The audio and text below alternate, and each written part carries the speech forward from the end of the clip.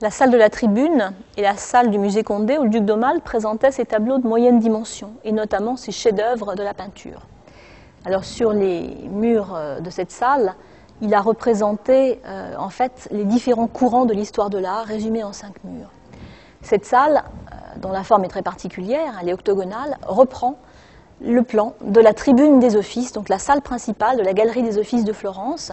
Le duc d'Aumale, qui est à moitié italien par sa mère, qui a épousé une princesse napolitaine, Bourbon-Sicile, Marie-Caroline de Salerne, connaît parfaitement les musées italiens, et il va s'inspirer donc de l'architecture de la tribune des offices pour cette salle des chefs-d'œuvre au musée Condé.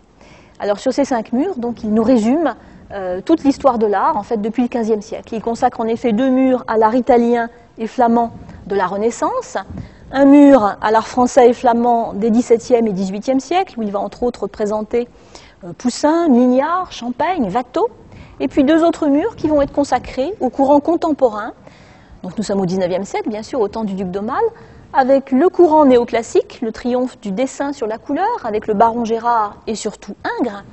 Et puis en opposition, juste en face, le mur romantique, où on trouve les grands chefs-d'œuvre de Delaroche, comme l'assassinat du duc de Guise, de Delacroix, l'entrée des croisés à Constantinople, et d'Henri Scheffer avec le portrait de Talleyrand.